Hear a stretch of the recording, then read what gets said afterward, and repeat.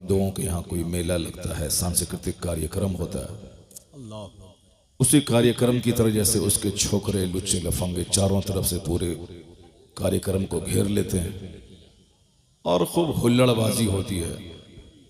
तो हमारे बच्चों ने भी उन्हीं हिंदुओं की धार्मिक सभा की तरह हमारे इस जलसे को एक सभा, एक मेला बना दिया।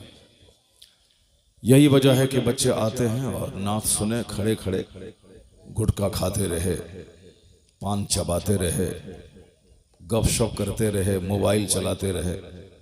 अब बैठे नात सुने और उसके बाद भाग गए।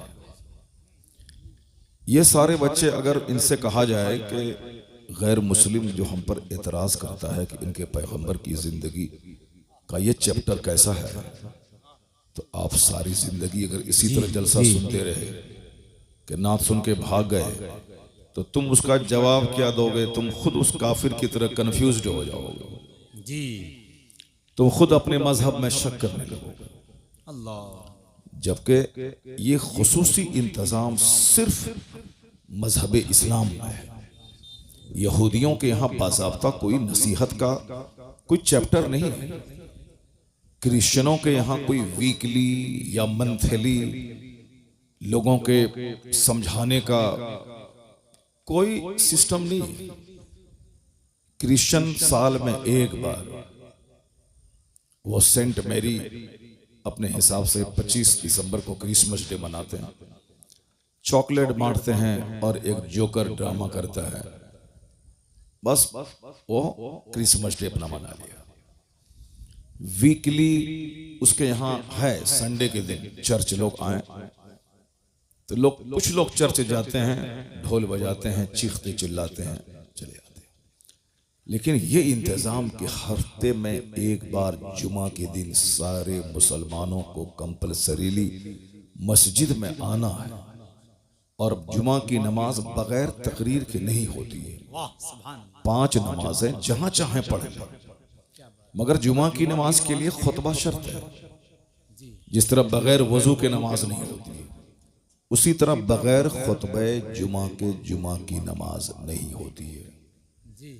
शरीयत ने यह इंतजाम किया है कि कम से कम हफ्ते में एक दिन जरूर अल्लाह का डर मुसलमान के दिल में डाल दिया जाए। सुभान अल्लाह, सुभान अल्लाह, वाह वाह।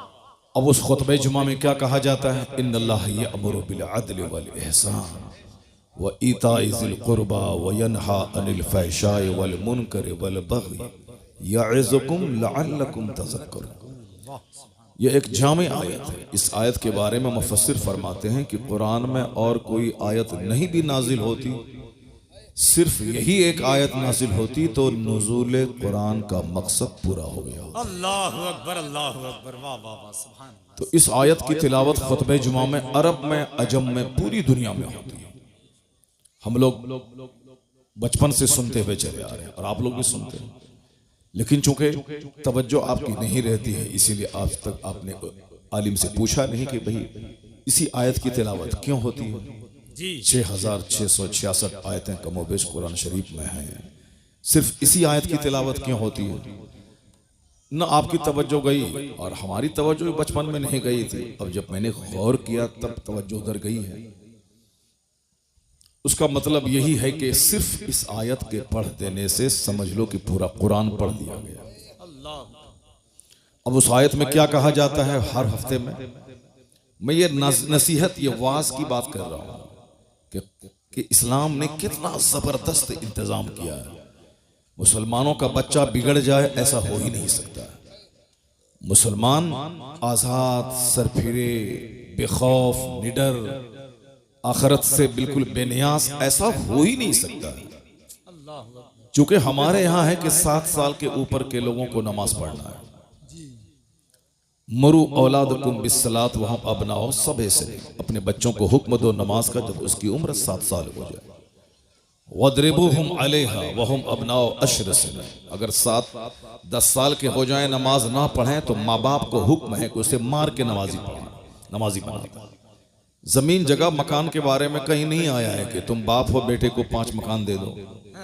तुम बाप हो, अपने बेटे को 10 बीघा जमीन दे दो वरना क़यामत के दिन पूछ होगी। नहीं, ये कहीं नहीं आया। ये आया है कि अपने बच्चों को हुक्म दो नमाज का, अगर वो 7 साल का हो जाए और 10 साल का हो तो उसे मार के नमाजी बना दे। चूंकि मुसलमान नमाज उसी तरह अपने लिए जरूरी समझता है जैसे जिंदा रहने के लिए खाने को बंदा जरूरी समझता है।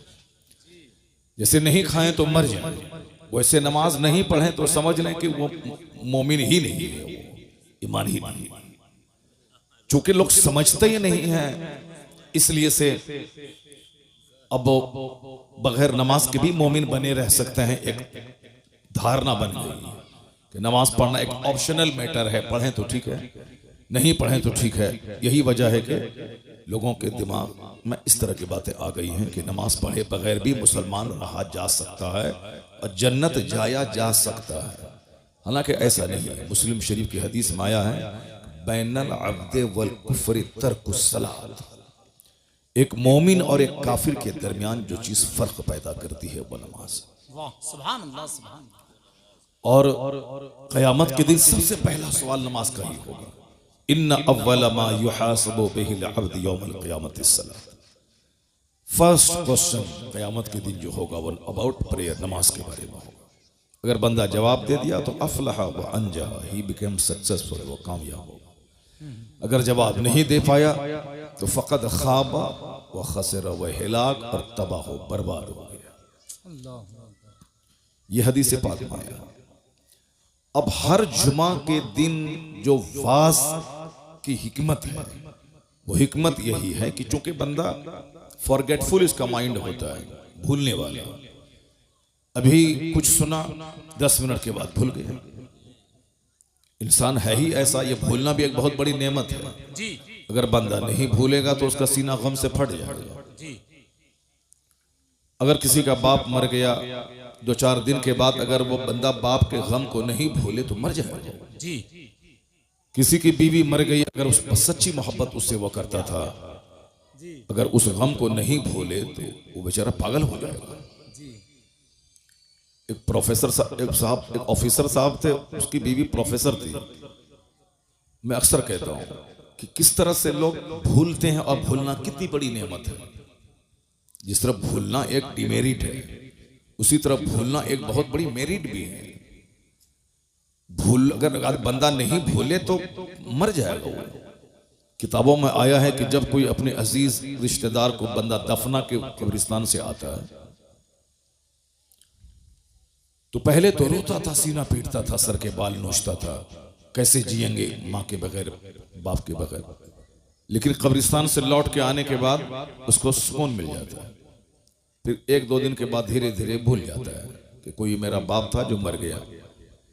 क्यों ऐसा होता है? दफनाने के बाद जब बंदा लौटता है तो फरिश्ते कब्र से मिट्टी उठाकर उनके रिश्तेदारों के सरों पे फेंक देते हैं और कहते हैं कि इज़हबू, जाओ, इसको भूल जाओ और अपनी फिक्र में लग जाओ।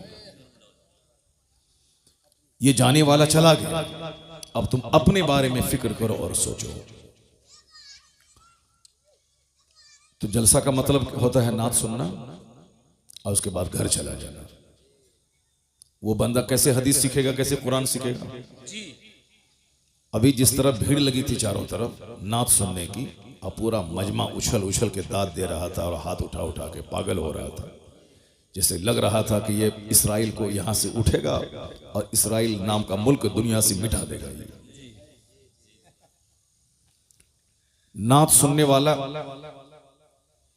वो नात के मिसरे तो याद कर लेता है, लेकिन मुस्तफा की हदीस याद नहीं कर पाता। करोड़ों मुसलमानों के बच्चे हैं जिसको एक हदीस याद नहीं है मुस्तफा का।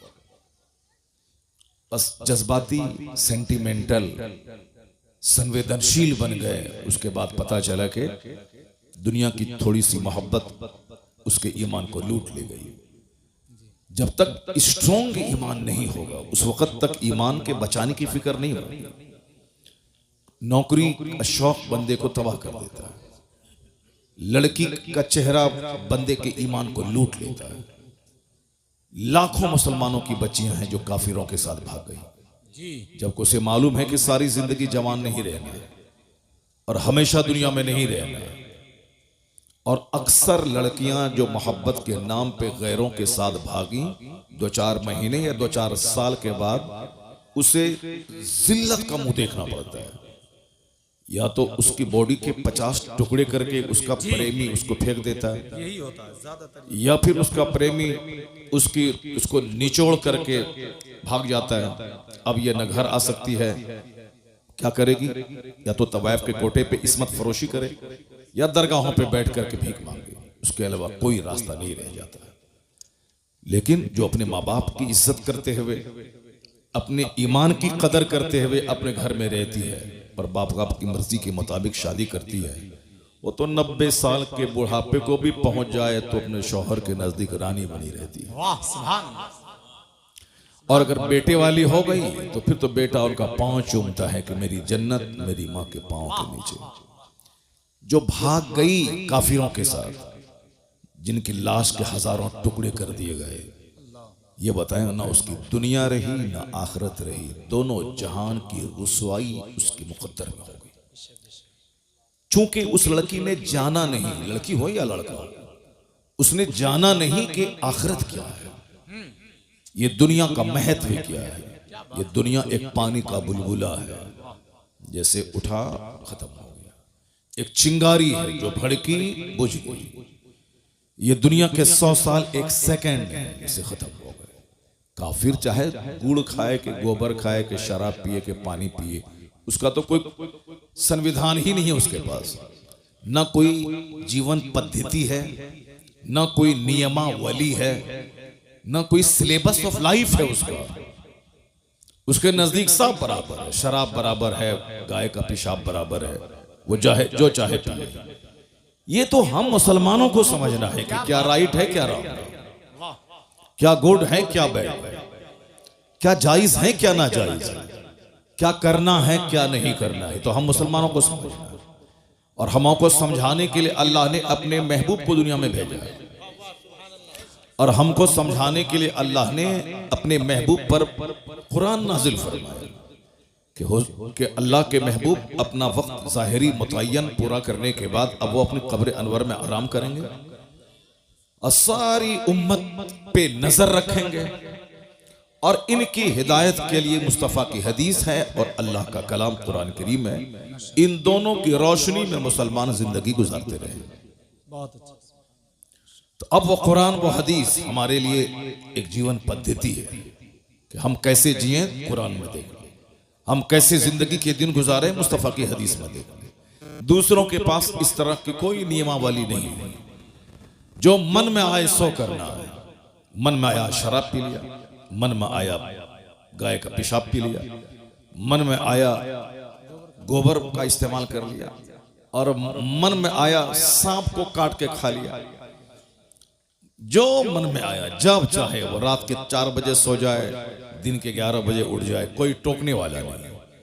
ये तो हर जुमा के दिन मेरा खतीब मेंबर से कहता है कि इन्नल्लाह यअमुरु बिल अदल, अल्लाह तुम्हें हुक्म देता है अदल करने का, अल्लाह तुम्हें हुक्म देता है एहसान करने का, अल्लाह तुम्हें हुक्म देता है अपने रिश्तेदारों को देने का, रिश्तेदारों से लेने का नहीं, निचोड़ने का नहीं।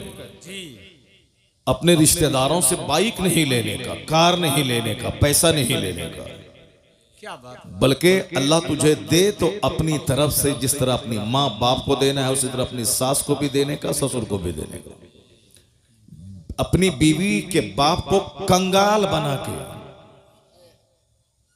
उस बीवी के सामने कैसे मुंह दिखाओगे जिस बीवी के बाप की जमीन बेचवा के तुमने गाड़ी खरीद ली, जिस बीवी के बाप को भीख मंगवा के तुमने स्कॉर्पियो ले लिया।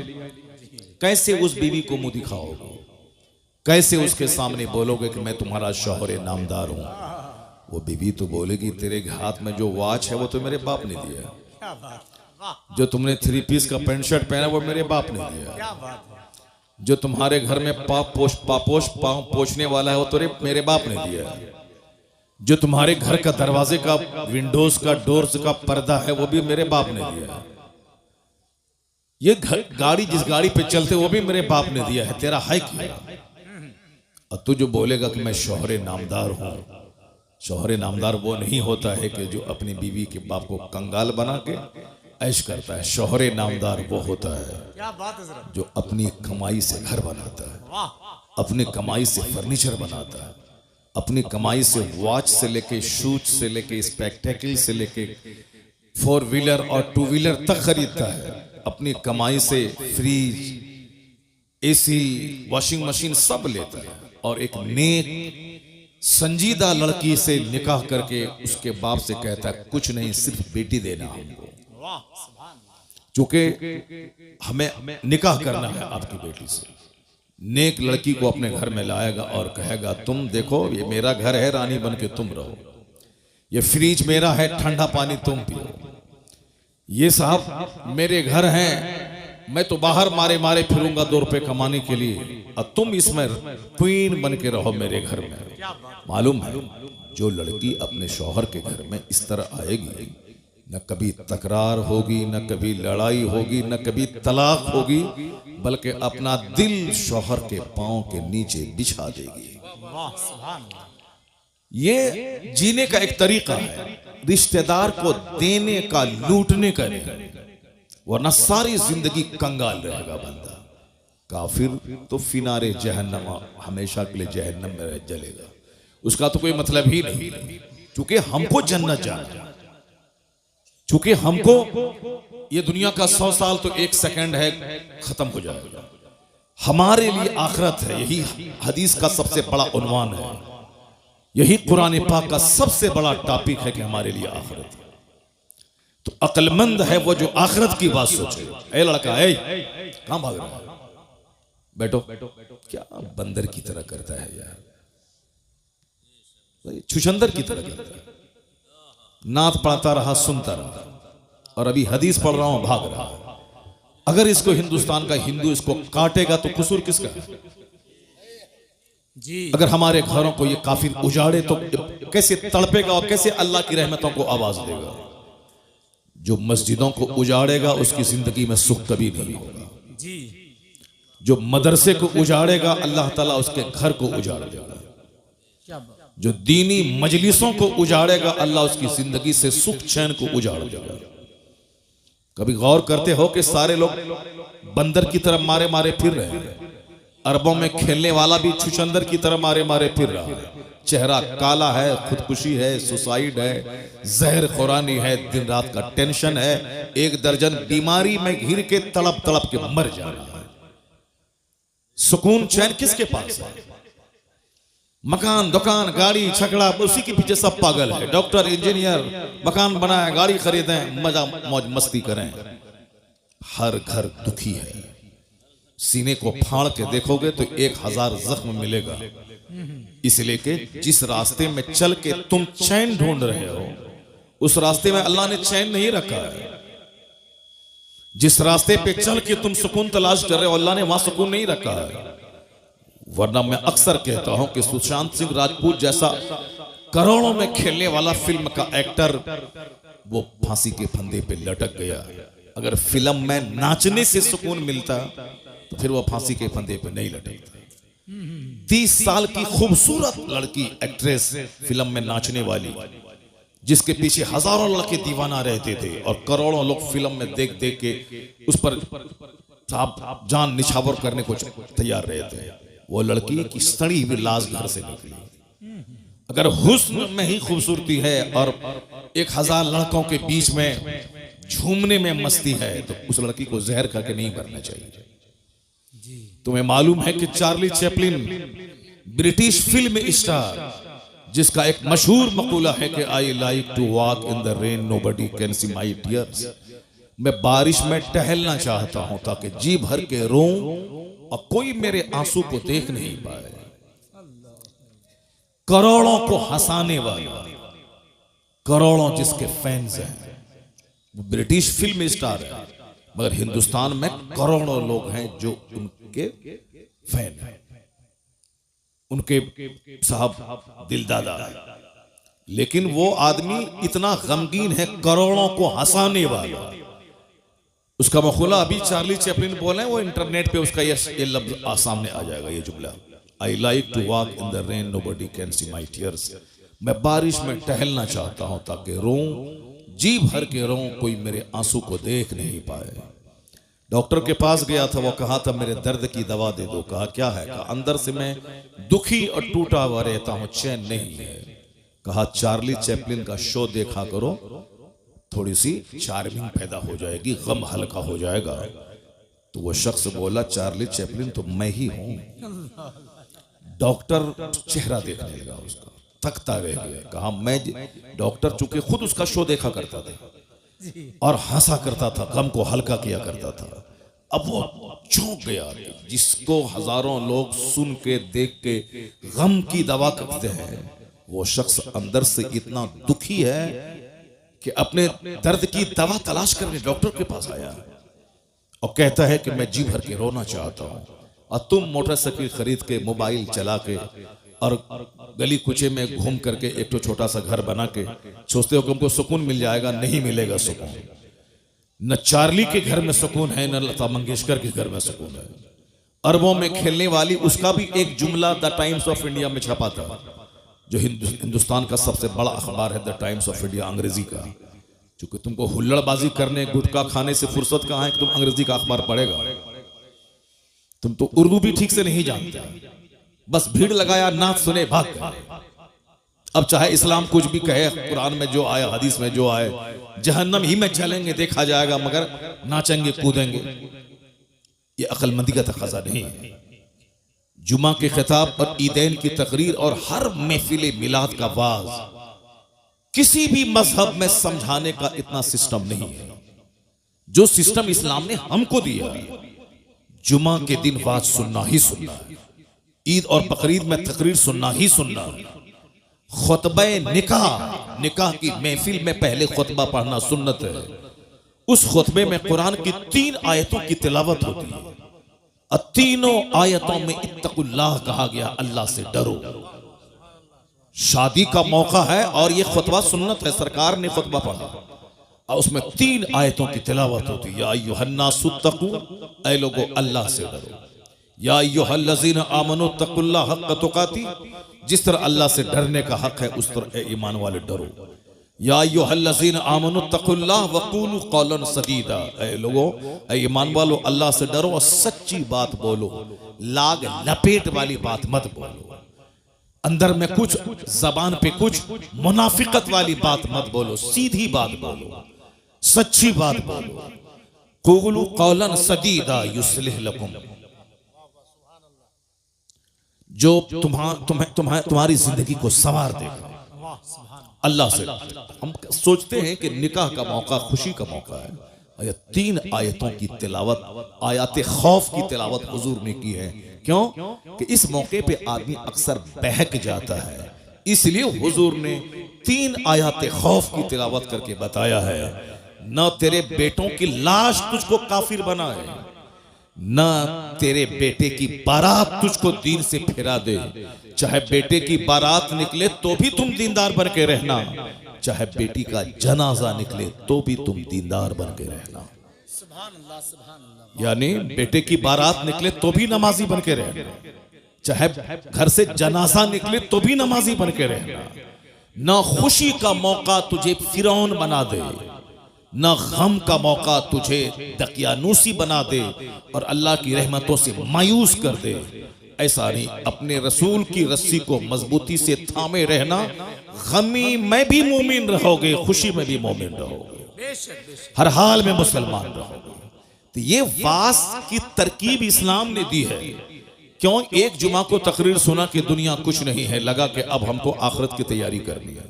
लेकिन जैसे ही वहां से जुमा पढ़ के घर आए, बाल बच्चों का मुंह देखा, तकरीर का 10% पानी वहीं खत्म उतर जाता है। फिर साहब Saturday, Sunday, Monday, Tuesday, Wednesday, Thursday, यानी शनिचर, इतवार, सोमवार, मंगल, बुध को धीरे धीरे 10%, 20%, 40%, 50% काफिरों का, जोकरों का, शरीरों का, शराबियों का, बेनमाजियों का मुंह देखा। मौलाना साहब ने जो जुमा में समझाया था कि दुनिया जीरो है, आखिरत सब कुछ है, इसको लगा था कि अब मैं आखिरत की तैयारी करूंगा। तो जुमरात होते होते नसीहत का पानी उतर जाता है। अब वह अगले जुमा के दिन पक्का दुनियादार बन जाता। नहीं, मौलाना साहब जो बोला ये उनका काम है, मगर बगैर पैसा की दुनिया में इज्जत नहीं मिलेगी, पैसा कमाना पड़ेगा चाहे जहां से हो। अब ये पक्का फिरौन बन जाता। लेकिन शरीयत ने इंतजाम किया कि जो पानी नसीहत का सूखने वाला है, अगले जुमा को फिर नसीहत का पानी चढ़ा दिया जाए। सुभान अल्लाह, सुभान अल्लाह। जब जमीन सूखने लगती है, खेती के लायक नहीं रहती, आसमान का पानी उस मुर्दा जमीन को जिंदा करता है। उसी तरह यह दिल जब मर जाता है, गंदों बुरे लोगों की सोहबत में बैठ कर, तो इस्लाम ने इसीलिए हर जुमा के दिन तकरीर खुतबे जुमा को लाजिम करार दिया है, ताकि जैसे ही दिल मरने वाला हो, अगले जुमा को नसीहत का पानी फिर उस पर डाल दिया जाए, ताकि वो दिल मरने से बच जाए। ये इतना जबरदस्त इंतजाम इस्लाम ने किया। क्या बात है हज़रत, वाह वाह वाह। तो क्या कोई शख्स जो हर जुमा के दिन फाज सुनता है, अल्लाह के डर और आखिरत की बात, एक खुतबे में आया है, ज़ादुकुम कलीलुन कलील, तुम्हारा सफर का जो खर्च है बिल्कुल थोड़ा, तेरे पास नेकियां थोड़ी है, तेरे पास तू जिस रास्ते का मुसाफिर है वह सबीलुकुम तवीलुन तवील, तेरा रास्ता बड़ा लंबा है। मरने के बाद कब्र में कितने हजार साल तक रहना है कोई नहीं जानता। कयामत कल कायम हो जाएगी, ये अलग बात है जी। लेकिन जो लोग आज से 10,000 साल पहले मर गए, कयामत तो आज तक आई नहीं, वो 10,000 साल से अपनी कब्र में है, आलम बरज़ख में है, वो कयामत नहीं कायम हुई।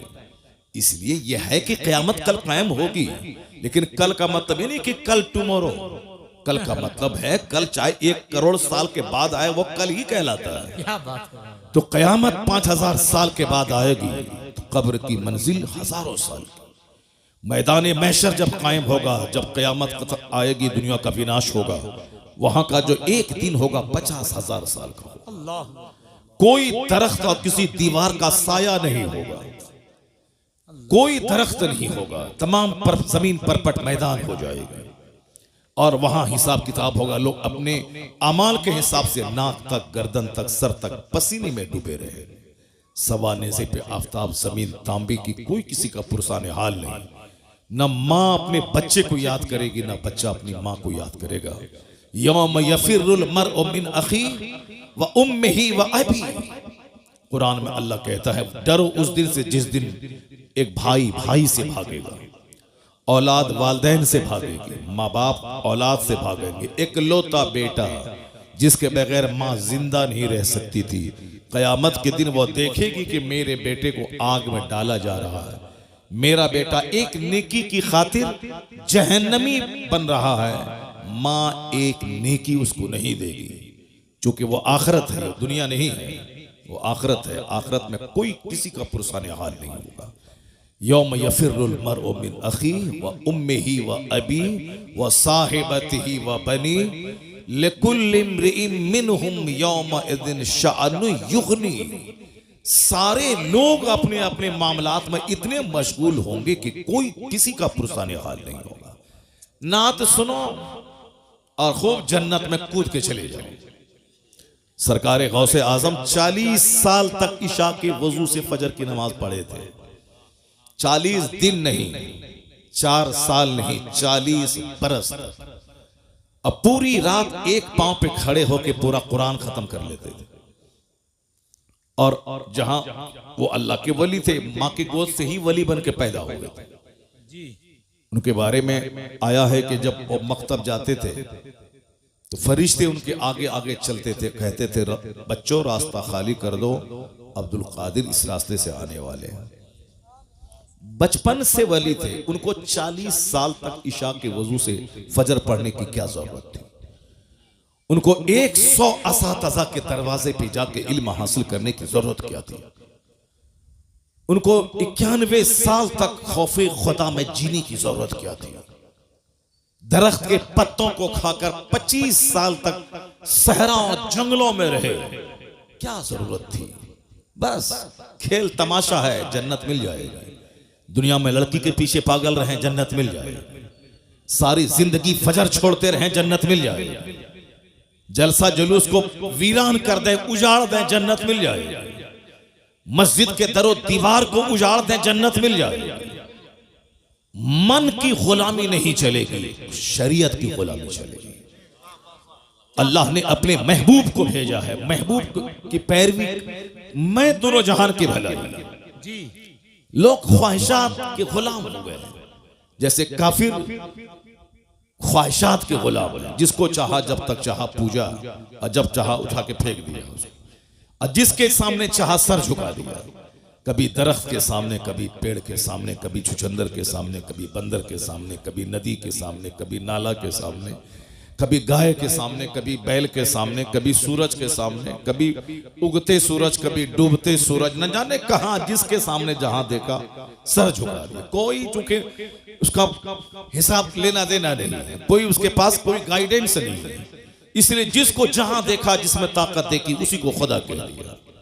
अल्लाह रब्बुल इज्जत ने मुसलमानों पे एहसान किया कि मेरी पेशानी बंदर के सामने जलील नहीं हो रही, हमारी पेशानी किसी दरख्त के सामने जलील नहीं हो रही, हमारी पेशानी किसी छुछंदर के सामने जलील नहीं हो रही, हम किसी सांप, किसी हाथी, किसी गाय को खुदा नहीं कह रहे हैं। एक खुदा को माना, बेशुमार जगहों पे पेशानी जलील होने से बच चलिएगा। यह इस्लाम लाने का सबसे बड़ा बेनिफिट यही है कि कहो ला इलाहा इल्लल्लाह, there is no any god but Allah. अल्लाह मेरा माबूद है। अब जन्नत तो वहां मिलेगी, इस दुनिया में दर दर की ठोकर खाने से पेशानी बच गई। और यह दलील बनकर अल्लाह ने अपने महबूब को भेजा, दलील बनाकर। जो सूरज को पूजता है, मेरे मुस्तफा की उंगली का इशारा पाके सूरज डूबा वापस आ रहा। सूरज को तुमने ताकत दे करके खुदा कहा था ना, तो वो ताकतवर सूरज तो ताकतवर मुस्तफा के इशारे पे गुलामी कर रहा है। तुमने चांद को खुदा कहा था ना, ये चांद मुस्तफा का इशारा पाके दो टुकड़ों में बढ़ जाता है। तुमने पत्थर को खुदा कहा था, ये पत्थर मुस्तफा के पाए अक़दस को पाके अपने सीने पे नक्श उभार लेता है, पत्थर मुस्तफा पे सलाम पढ़ता है। तुमने सांप को खुदा कहा था, ये सांप मुस्तफा के गुलामों की गुलामी कर रहा है। तुमने समंदर दरिया को खुदा कहा था, वो दरिया मुस्तफा के गुलामों के लिए धूल में तब्दील हो जाता है। तो जिस दरख्त को तुमने खुदा कहा था, ये दरख्त मुस्तफा को सजदा कर रहा है।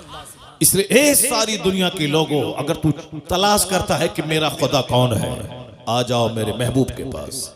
जिन जिन चीजों की तू परस्तिश करता है, जिसको खुदा कहता है, वो सारी चीजें मुस्तफा के इशारे पे गर्दिश कर रही है।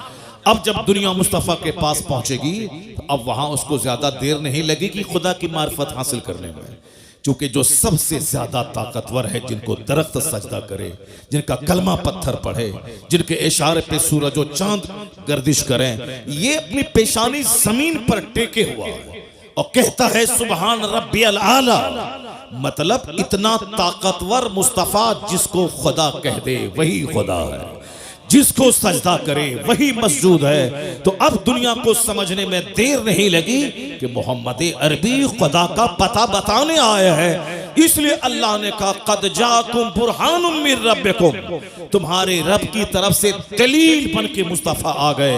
मुस्तफा को देखो, खुदा समझ में आएगा। इन्हें देख ले, दुनिया की सच्चाई समझ में आ जाएगी, आखिरत की सच्चाई समझ में आ जाएगी। बहुत अच्छा हज़रत। मुस्तफा दोनों जहान की वास्तविकता को बताने आए हैं। अब जाहिर सी बात है, जो हुजूर को पढ़ेगा वो जानेगा, जो सरकार दो जहां की बायोग्राफी का मुताला करेगा वो जानेगा, और जो तमाशा देखेगा जाएगा तो सारी जिंदगी कलमा भी ठीक से नहीं पढ़ पाएगा।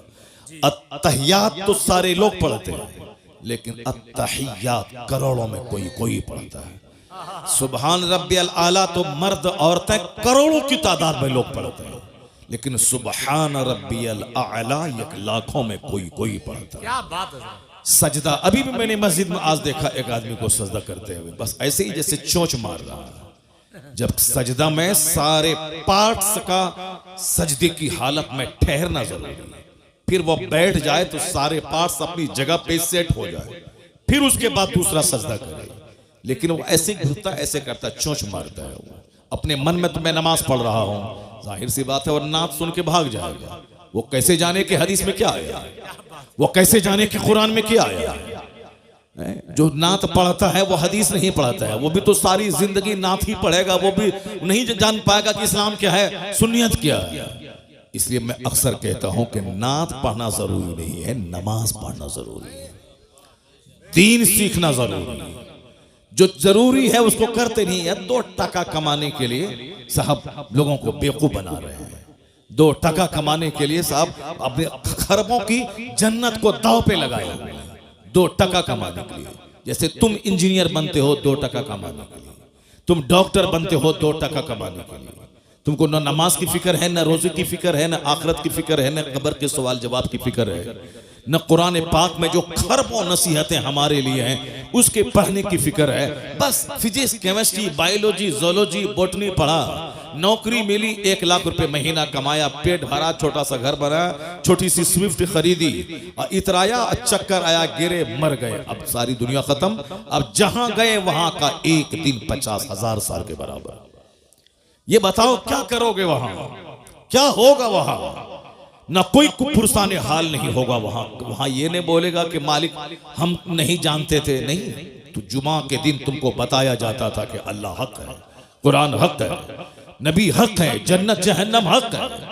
हर ईदैन की किताब में तुमको बताया जाता था कि जन्नत हक है, जहन्नम हक है, कुरान हक है। ये आखिरत तुम रोजाना लाशों को कांधे पे उठाते थे जो तुम्हारी तरह तुमसे ज्यादा ताकतवर था, लेकिन फजर के बाद उसकी मौत का ऐलान हुआ, जोहर के बाद तुम उसको दफन करके कब्र से आ गए, मगर फिर भी तुमको होश नहीं आया कि हो सकता है कल फजर के बाद मेरी मौत का ऐलान हो जाए। तुम ये सोचे कि ये मरा है, मैं तो नहीं मरूंगा, इसलिए तुम दुनिया में मस्त रहे। अजान की आवाज तुझको बुलाती थी कि खाना पीना तो सूअर छुछंदर सबको अल्लाह रोजी देता है। वमा मिन दाब्बतिन फिल अर्द इल्ला अल्लाह रिज़्क़ुहा। कुरान साफ कहता है कि जमीन पे चलने वाला कोई चौपाया ऐसा नहीं है जिसकी रोजी का जिम्मा अल्लाह ने ना लिया हो। काफिर अल्लाह को गाली देता है मगर अल्लाह उसे भी रोजी देता है। जो अपनी इज्जत बेचकर तवाइफ के कोठे पे 2 रुपया कमाती है, अल्लाह उसे भी रोजी देता है। सूअर, बंदर, छुछंदर, सांप, उसको अल्लाह रोजी देता है। जो अल्लाह को गाली देता, कहता है कि कोई अल्लाह नहीं है, वह नास्तिक माअज़ल्लाह, अल्लाह उसे भी रोजी देता है। सारी कायनात का खालिक अल्लाह है, इस सबको इसका इकरार है।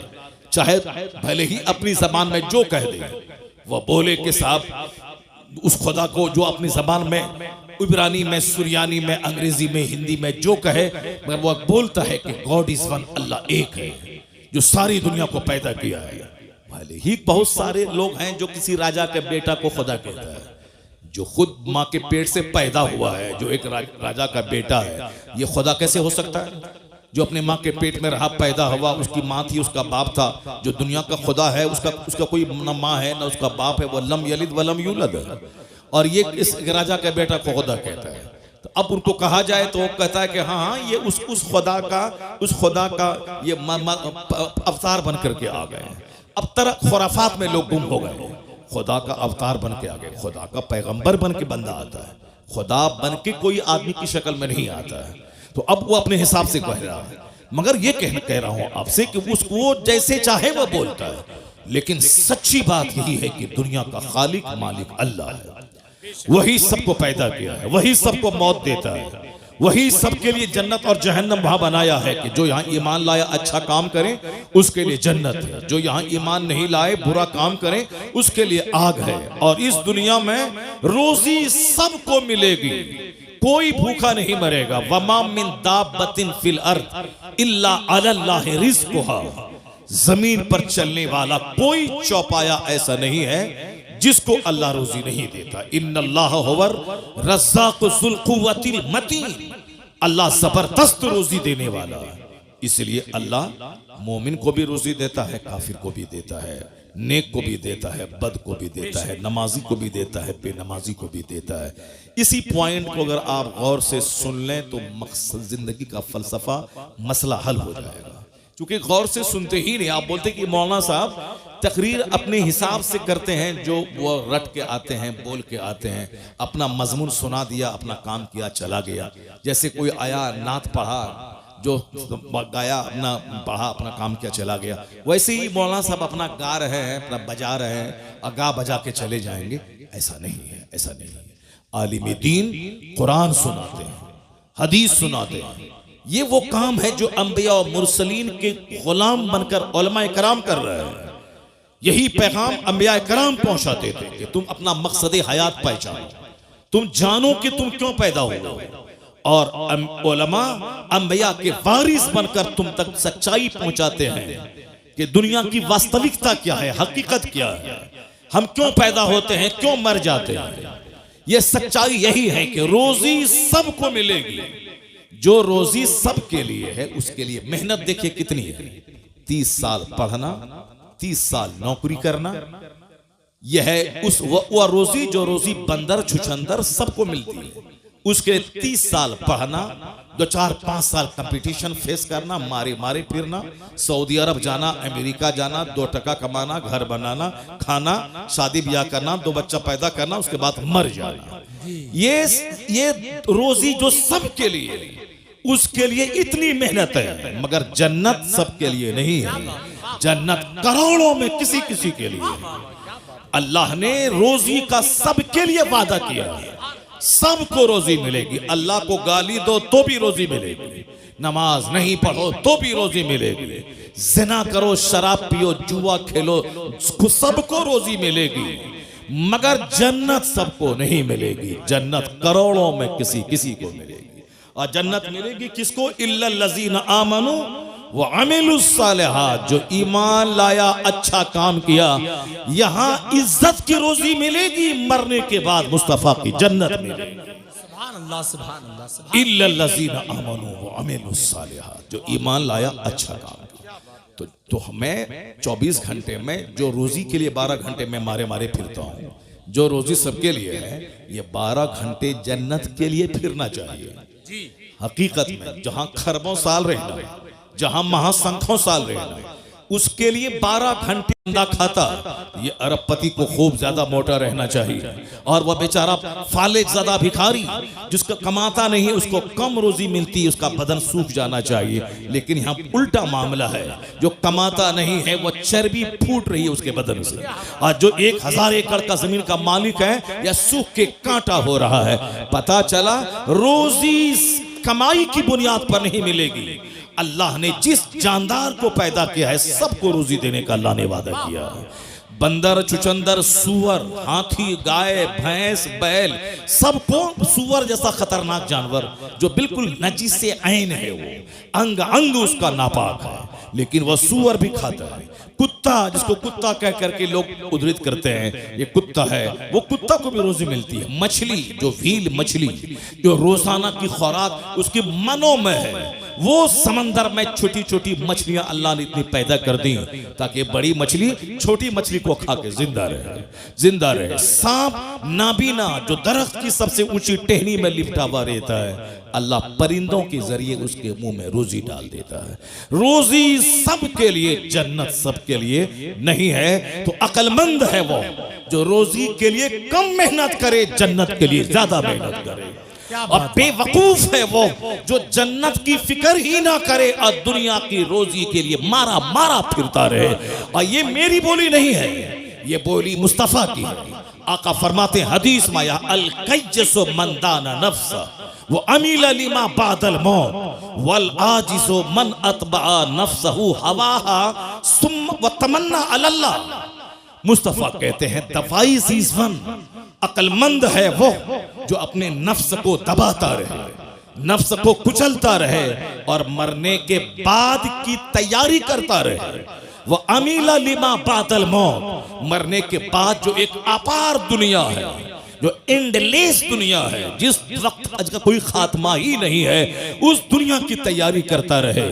इस दुनिया में ऐसे रहे जैसे कोई मुसाफिर रहता है, दुनिया में ऐसे रहे जैसे कोई एक मुसाफिर रहता है, अजनबी रहता है। Live in this world as if you are a stranger और ए ट्रेवलर, कुन फिद दुनिया कअन्नका गरीबुन और आबिरु सबील। दुनिया में ऐसे रहो जैसे एक मुसाफिर रहता है। मुसाफिर रहता है। और हुजूर फरमाते हैं वल आजिज़ु मन अतबा नफ्सहु हवाहा व तमन्ना अलल्लाह। हमारे और आपके जैसे 90% आदमी जैसे जीते हैं उसी के बारे में हुजूर ने इस हदीस में कहा है। सरकार क्या फरमाते हैं, वल आजिज़ु, बेवकूफ है वो, अहमक है वो कौन, मन अतबा नफ्सहु हवाहा, जो ख्वाहिशात नफ्स की पैरवी करे, जो अपने नफ्स की ख्वाहिशात, ये खाओ ठीक है, ये चाउमीन खाओ, बर्गर खाओ, ताड़ी पियो, शराब पियो, बराबर मोबाइल चलाओ, ये खाओ वो खाओ, जो खाओ सब खाओ, नमाज साहब शराब पियो, सूद खाओ, जुआ खेलो, मस्ती करो, अपनी खूबसूरत बीवी को छोड़कर किसी साहब दलित की किसी काली कलोटी साहब डाइन औरत के पीछे पागल हो जाओ, अपनी खूबसूरत बीवी को छोड़ करके ज़िना के लिए सब साहब मुसहरों और गरीबों के मोहल्ले में जाके उनकी बहू बेटी को सुनते रहो। बड़े बड़े अरबपति खूबसूरत बीवी को छोड़ के मजदूरी करने वाली, खेत में जो नापाक रहने वाली, काली कलोटी गंदा रहने वाली उस औरतों के पीछे पागल रहता है और घर में अपनी खूबसूरत हूर जैसी बीवी से लड़ाई करता है, उसको गाली देता है, मारता है, उसको बाप के घर भेज देता है। और हमेशा नापाक रहने वाली फोंडी और साहब जिद्दी और काली कलोटी भूतनी चोड़ेल के पीछे पागल रहता है। बेशुमार लोगों की कहानियां समाज के अंदर मौजूद हैं। क्या क्या कहा, ये नफ्स की पैरवी करे, वह तमन्ना अल्लाह, और उम्मीद लगा के बैठे कि अल्लाह जन्नत दे देगा, वह तमन्ना अल्लाह, और उम्मीद लगा के बैठे कि अल्लाह जन्नत दे देगा। यह हदीस पाक अगर दिल से पढ़ोगे तो सीना फट जाएगा, अगर दिल से पढ़ोगे तो सीना फट जाएगा। ए लड़का, एक तमाचा मारेंगे, चेहरा लाल कर देंगे, बदतमीज रहेगा। बाप तो नाच सुन के भाग गया, तुम क्यों बैठा हुआ है, भागो घर में। जिसको तकरीर सुनना था तो वह भाग गया नाच सुनने के बाद, नाच सुनने के लिए आया था, कव्वाली सुनने के लिए आया था, भाग गया। अब हदीस कौन सुनेगा, ये बंदर जो हंस रहा, बताइए, ये सामने हंस रहा, ये हंसने वाला बच्चा बैठा हुआ, अब बाप इसका नाच सुन के भाग गया। अब सुबह उठेगा, कल कोदाल पसनी लेगा और कमाने के लिए दिन भर चला जाएगा, दिन भर मारे मारे फिरेगा, और 2 रुपया कमाएगा, बोलेगा हमसे बड़ा कोई नहीं। एक छोटा सा घर बना लेगा, बोलेगा हमसे बड़ा कोई नहीं। एक छोटी सी स्विफ्ट खरीद लेगा, बोलेगा हमसे बड़ा कोई नहीं। लता मंगेशकर के पास करोड़ों की कार थी, खरबों का बंगला उसका बंबई में मौजूद है, लेकिन वह बोली थी मन नहीं लगता है दिल दुनिया में। I like to leave this world, मैं इस दुनिया को छोड़ना चाहती हूँ। द टाइम्स ऑफ इंडिया अखबार में उसकी इंटरव्यू छपा था उसका, और उसमें वो बोलती कितना गाने सुनूं, कितने अपने घर के सरो सामान को देखूं, सजाऊं, उलट पुलट करूं, ये फूल का गमला उधर, उसका गमला इधर, दिन भर क्या करूं, पैसों की कोई तो है नहीं, करोड़ों के जेवर, कभी अमेरिका, कभी यूरोप, कभी नॉर्वे, कभी फ्रांस, कभी जर्मनी, कभी कनाडा, कभी थाईलैंड की राजधानी बैंकॉक, कभी मलेशिया, कभी इंडोनेशिया, कहाँ नहीं घूमी वो औरत। बुलबुले हिंद कहलाती थी, लेकिन वो बोली कि जिंदगी में अब मजा नहीं है, मैं मरना चाहती हूँ। चार्ली चैपलिन, जिंदगी में मजा नहीं है, अब मैं रोना चाहता हूँ। और तुम स्विफ्ट, गुटखा और सिगरेट और छोटा सा बगैर प्लास्टर के घर लेकर के तुम मजा लेना चाहते हो, कैसे मजा मिलेगा? वहां खरबों में खेलने वाला तो मरना चाहता है, वहां खरबों में खेलने वाली मरना चाहती है। तो अब तुम्हारा अकीदा रोशन हो रहा है, तुम्हारे कुरान का पैगाम सर चढ़ के बोल रहा है। क्या बोल रहा है कि दुनिया ने तो सोचा था फैक्ट्री डालूंगा मजा मिल जाएगा, बंबई में घर खोद बनाऊंगा मजा मिल जाएगा, लंदन घूमूंगा मजा मिल जाएगा।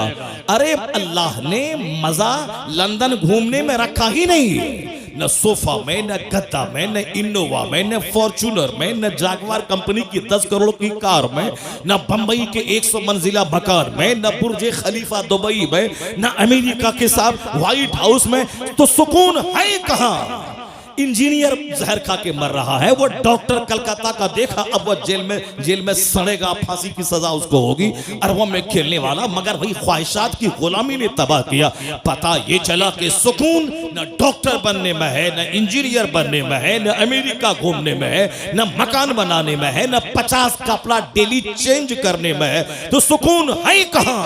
अल्लाह अला बिज़िक्रिल्लाह तत्मइन्नुल कुलूब। कुरान कहता जान ले जहां इबादत है वहां सुकून है, जहां जिक्र है वहां सुकून है। ये दिलों को सुकून अल्लाह की याद ही में मिल सकता है। नारे तकबीर, नारे रिसालत, मसलके आला हजरत। सुभान अल्लाह, सुभान अल्लाह। अला बिज़िक्रिल्लाह तत्मइन्नुल कुलूब। आज सबको दिल की बीमारी लगी हुई है। क्यों? इस दिल में अल्लाह की याद के अलावा सब कुछ है। इस दिल में बीवी है, बच्चा है, शादी है, बियाह है, इस दिल में सब कुछ है। अल्लाह ही नहीं जो हमारा हकीकी मालिक, हमारा खालिक, हमें मारने वाला, हयात देने वाला, जन्नत देने वाला, रोजी देने वाला है, वो अल्लाह की मोहब्बत ही दिल में नहीं। मर्द को रहना चाहिए जलसे में, तो वहां वो बैठी हुई है। वो सब बताइए, जिसको गप करने से फुर्सत नहीं है वो बैठी हुई। वो भी बोलती है कि फला शायर को बुलाइए, और शायर को ये बोलो कि फला नात पढ़े।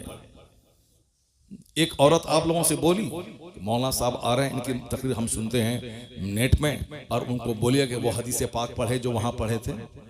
किसी को बोला? नहीं बोला। लेकिन वो उसमें से बहुत सारी हैं जो आपको बोली होगी। बोले कि मैं हुजूर आपको देखना चाहता हूँ, ये कलाम पढ़वाइएगा। ये उनको बोलना, हुजूर मैं आपको देखना चाहता हूँ, हुजूर मैं मदीना जाना चाहता हूँ, हुजूर ये उसको बोलिएगा कि वो जो है फला शेर पढ़े, फला नात पढ़े। बताइए, हदीस के बारे में कोई सवाल नहीं, कुरान शरीफ की आयतों के बारे में कोई फरमाइश नहीं है, वो नात के बारे में फरमाइश है। तो ये नात सुनने वाली तो यहाँ बैठी हुई क्यों है? जाओ घर जाओ। जब तुमको तकरीर ही नहीं सुनना है तो नात सुन करके जाओ घर जाओ। जब बैठी है तो गौर से सुनो। बात क्यों कर रही है? अपनी तकरीर में मस्त है, अपनी तकरीर में मस्त है, अपने गप करने में लगी हुई है, अपने गप करने में लगी हुई है। गौर से सुनो, तकरीर सुनो, कुरान सुनो, हदीस सुनो। और अगर एक औरत पढ़ लिख ली, गांधी जी ने तो आज कहा था, give me a good mother, I will give you good society. तुम मुझे एक अच्छी माँ दे दो, मैं तुझे एक अच्छा समाज दे दूंगा। क्योंकि माँ की गोद में समाज पलता है। गांधी जी ने आज कहा था, मगर मेरे पैगंबर ने 1400 साल पहले कहा था, तलबुल इल्म फरीज़तुन अला कुल्ले मुस्लिमी व मुस्लिमा। हर मुसलमान मर्द और औरत पे इल्म हासिल करना फर्ज है। औरत अगर इल्म हासिल कर ली तो माँ की गोद बच्चों का पहला स्कूल। बाप चाहे जहां रहे, जिस माँ की जबान नफीस होगी उसके बच्चों की जबान भी नफीस होगी। और अगर कोई बच्चा गसीला हो, बच्चा जिद्दी हो, बच्चा बदअखलाक हो, तो समझ लें कि उसमें 50 नहीं 90% हाथ उसकी माँ का होता है। अगर बच्चे की जबान अगर गलत है तो माँ का रोल है। इसको सिर्फ सजने संवरने और साहब शादी ब्याह के दिन नया जेवर का मुतालबा करने से फुर्सत ही नहीं है। इसको क्या बच्चों की तरबियत करेगी? बच्चे कैसे बोले, बच्चे कैसे पढ़े? शहर में एक अच्छी औरत का बच्चा वो कभी नहीं बोलता है कि अजान हो रहा है, वो कभी नहीं बोलेगा कि दाल बहुत पतला है, नहीं बोलेगा। क्योंकि माँ कभी नहीं बोलती है कि अजान हो रहा है, माँ हमेशा कहती है अजान हो रही है। माँ हमेशा बोलती है कि दाल पतली है, रोटी अच्छी है, चावल अच्छा नहीं है। तो अब माँ की बात को बच्चा माँ की गोद से सुन कर अनकॉन्शियस लाशऊर में उसको स्टोर करता है। और जब उसकी जबान पे बोली खुलती है तो वही बोली निकलती है जो माँ से सुन करके यहाँ अनकॉन्शियस में था, वही वहां से निकलते हुए शऊर की जबान पे वही जुमले आ जाते हैं। इसलिए शादी ब्याह में कार, मोटर कार देखने वाला अच्छी बीवी का सिलेक्शन करो, दौलत को तलाक दे दो। सिर्फ अच्छी औरत चाहिए जिसकी जबान अच्छी, जिसका अखलाक अच्छा हो, जिसका किरदार अच्छा हो, जिसका वेशभूषा अच्छा हो, जो अपनी जिंदगी को 10 मर्दों की गोद में झुलाने वाली ना हो, जो अपने जीवन अपनी जिंदगी की सुरक्षा करने वाली हो, जिनका आंख शौहर की अमानत, जिसकी जबान शौहर की अमानत, जिसका जिस्म शौहर की अमानत, और अपने बच्चों को पालने की खातिर अपनी जिंदगी की हिफाजत करे। अगर दागदार जमीन होगी कभी अच्छी फसल नहीं पैदा होगी, और जो जमीन जरखेज होगी जबरदस्त फसल पैदा करेगी। ये माँ है, माँ का पेट जमीन का काम करता है, बाप उसमें बीज डालता है। अगर बीज नाकारा हो तो भी फसल नाकारा, और जमीन अगर जली हुई, सड़ी हुई, गंदी और साहब बंजर जमीन हो, उससे कभी कोई अच्छी फसल की उम्मीद नहीं कर सकता है। क्योंकि दुनिया का सारा काम एक सिस्टम से होता है। गौर से सुनना, भले ही बात छिड़ गई है, मैं इसको मुकम्मल कर देता हूं, उसके बाद फिर मैं अपनी तमहीद पे लौट के आता हूं। उसके बाद अगर मौका मिलता है तो तकरीर करता हूं, अगर मौका नहीं मिलेगा तो फिर दूसरी बार आएंगे तब तकरीर करेंगे। लेकिन पहले इस टॉपिक को सुन लो, जो बात छिड़ गई है। मेरी माँ बहन भी गौर से सुन ले, गौर से सुने मेरी बात, और इसको हवाई बात समझ करके ना, बल्कि दिल में जगह दे रहे, उसको अपनी जिंदगी में उतारने की कोशिश करे, और समझ लें कि तकरीर नाचने का नाम नहीं है, तकरीर हाथ नचाने का नाम नहीं है, तकरीर कुर्सी तोड़ने का नाम नहीं है। तकरीर है कुरान हदीस का मीठा पैगाम दिल में उतार देने का, सुभान अल्लाह, जो आदमी की सोच बदल दे, जो आदमी की आंखों को इस काबिल बना दे कि ये आंख किसी लड़की की मोहब्बत में ना रोए, खालिके कायनात की मोहब्बत में रोने वाली बन जाए। ये आंख दुनिया की मोहब्बत में ना रोए, मुस्तफा की मोहब्बत में रोने वाली बन जाए। ये ज़बान गाने के लिए ना हो, बल्कि ज़बान अल्लाह रसूल के जिक्र के लिए वक्फ हो जाए। तकरीर वो है जो हमारे दिल की दुनिया बदल दे, जो हमारी सोच बदल दे, जो हमारे जीने, हमारी जिंदगी में यू टर्न ले आए। जा रहा था पूरब की तरफ, सोचता था काबा पहुंच जाऊंगा, लेकिन पूरब जाने वाला कहीं काबा पहुंचता है। तू बकाबा न रसी ए एराबी की रह के मी रबी बतुर्किस्तान ए एराबी, तू काबा तक नहीं पहुंच पाएगा, क्योंकि जो रास्ता तुमने चुना है ये रास्ता काबा का नहीं, ये रास्ता तुर्किस्तान का है। हम लोग जिस हाल में जी रहे हैं, ये रास्ता खुदा की रहमतों को अपनी तरफ मुतवज्जह करने का रास्ता नहीं है, ये रास्ता है अल्लाह के अजाब को दावत देने का, ये रास्ता है मुस्तफ़ा की नाराजगी के मोल लेने का, ये रास्ता है औलिया और सालिहीन की रूहों के रूठ जाने का, ये रास्ता है अपने घर को तबाह बर्बाद करने का, ये रास्ता है आने वाली नस्लों को मिलिया मेट करने का रास्ता है। रास्ता वही है बमुस्तफा बरसा खेशरा के दीन हमा उस घर बबू न रसीदी तमाम बुलहब। डॉक्टर इकबाल ने कहा था, अपने आप को नबी के कदमों में डाल दे, वही सारा दीन है, जो वहां तक नहीं पहुंच पाया उसमें और अबू लहब में कोई फर्क नहीं है। बमुस्तफा बरसा खेशरा, अपने आप को नबी के कदमों में डाल दे, नबी तक पहुंचा दे, और अपनी जिंदगी का मकसद मुस्तफा की गुलामी बना ले। जब तू मुस्तफा का सच्चा गुलाम बनेगा, जन्नत वहां मिलेगी, दुनिया का अल्लाह तुझे इमाम और बादशाह बना देगा। की मोहम्मद से वफा तूने तो हम तेरे हैं, ये जहां चीज है क्या लहो कलम तेरे। जिसको तकरीर सुननी थी वो चला गया, और जिसको हंसना है वो बैठा हुआ है, और ये बैठी हुई है गप करने के लिए बैठी हुई है। चुपचाप खामोशी, जबान का ताला, जबान पे खामोशी का ताला लगा ले, और मेरी बात गौर से सुन ले। और तुम अच्छी बनेगी, तेरे शौहर भी नेक बन जाएगा, और तुम अच्छी बनी, तेरा बच्चा तो वली और कुतुब पैदा हो जाएगा। तुम घबराती है कि मेरा बेटा मुझको मारता है, मेरा बेटा मुझको मारता है, तेरा बेटा तुझे मारेगा नहीं, तेरा बेटा तेरे पाँव को धो के पिएगा। अगर तुम अच्छी माँ बन गई तो तेरा बेटा तेरे पाँव को चूमेगा, बोलेगा यहाँ चूमने से जन्नत की खुशबू आती है। अगर तुम बच्चों को बता दे कि मुस्तफ़ा क्या है, मुस्तफ़ा की तालीमात क्या है, और ऐसा नहीं होता कि पीर साहब आए हैं तेल से फुकवा दो, जरा पानी फुकवा दो पीर साहब से, हमारा बेटा अच्छा हो जाएगा। पानी से फूकने से बेटा अच्छा होता है, तेल फूकने से बेटा अच्छा होता है। ऐसा पीर साहब आ गए और साहब एक तावीज दे दिया तो बेटा अच्छा हो जाएगा। जो भरम में जी रहा है उस भरम को हटा दे। पीर का मतलब होता है खुदा का रास्ता दिखाने वाला, पीर का मतलब है मुस्तफ़ा से जोड़ने वाला, पीर का मतलब है जो इस कदर नमाज पढ़े कि उनका मुरीद उसको देख के नमाजी बन जाए। पीर का मतलब है वो इस तरह अल्लाह से डरे रोए कि उनके सजदे को देखकर मुरीदों के सीने का जंग साफ हो जाए। इसके अलावा कोई दूसरा रास्ता नहीं। अगर पीर गुटखा खोर और 100 सिगरेट डेली पिएगा, मुरीद 200 सिगरेट डेली पिएगा।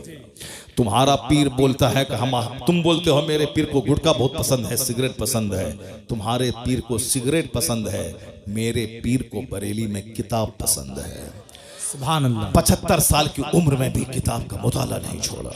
उनको लोग तोहफे में किताब देते थे और तुम अपने पीर साहब को तोहफे में सिगरेट देते हो। जो जाहिर सी बात है तुम्हारा कसूर नहीं है, कसूर पीर साहब का है। तुमको जब मालूम है कि मेरे पीर की जो पसंद है वो गिफ्ट देना चाहिए, तो पीर की पसंद है पुड़िया, पीर की पसंद है शुद्ध पलस, पीर की पसंद है पान परा, पीर की पसंद है क्या रजनीगंधा, पीर की पसंद है। तो अब मुरीद वो पसंद वाली चीज लाके देता है।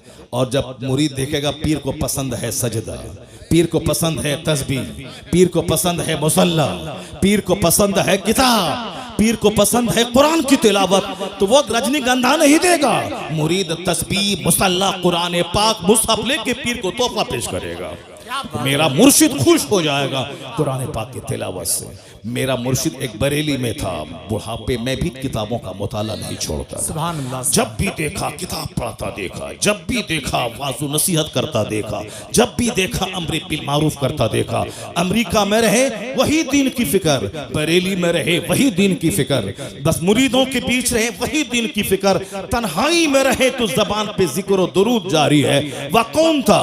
10 करोड़ मुरीदों का मुर्शिद बरहक, अपने वक्त का कुतुब अब्दाल, अख्तर रज़ा खां अज़हरी ताजु शरीयत। वाह वाह वाह। जब भी देखा मुताला करता देखा, जब भी देखा फतवे का जवाब देता देखा, जब भी देखा मुफ्तियों की झुरमुट में देखा। एक पीर साहब है उस इलाके में, गोंडों की झुरमुट में रहता है, गोंडों की झुरमुट में रहता है। ये लुच्चा, ये लफंगा, ये बरोकर, ये दलाल, ये साहब लठेत, ये मारधाड़ करने वाला, ये चोर, ये ममाली, ये बदमाश, ये साहब बदमाशी का रैकेट चलाने वाला।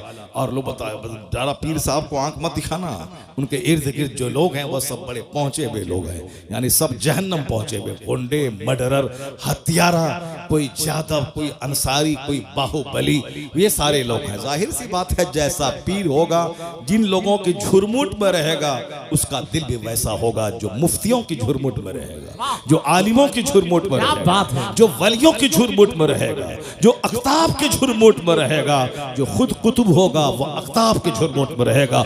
हुजूर सदरुल अफाजिल कभी गोंडा मवाली के साथ नहीं रहे, उनका दोस्त सदरुल शरिया था, उनका दोस्त मलिकुल उलमा था, उनके दोस्त उनके साहबजादे जो आलिम थे वो थे, उनके अहबाब का एक बड़ा तबका था, अदीबों का, शायरों का, फकीहों का, मुतब्बिरों का। यही वजह है जो जैसा होता है उसका दोस्त वैसा होता है, और बंदा दोस्त के दीन पर होता है। इसलिए हुजूर ने कहा था 1400 साल पहले, अर्रजुलु अला दीन खलीली फलयंजुर अहदुकुम मैं युखालिल। आदमी अपने दोस्त के दीन पर होता है, तो दोस्ती करने से पहले देख लेना कि तेरा दोस्त कैसा है। अगर दीनदार हुआ तो तुझे दीनदार बना देगा, अगर बेदीन हुआ तो तेरा दीन लूट के खा जाएगा। क्या बात है। अर्रजुलु अला दीन Khalili, a man is on the religion of his friend, so watch to whom you befriend।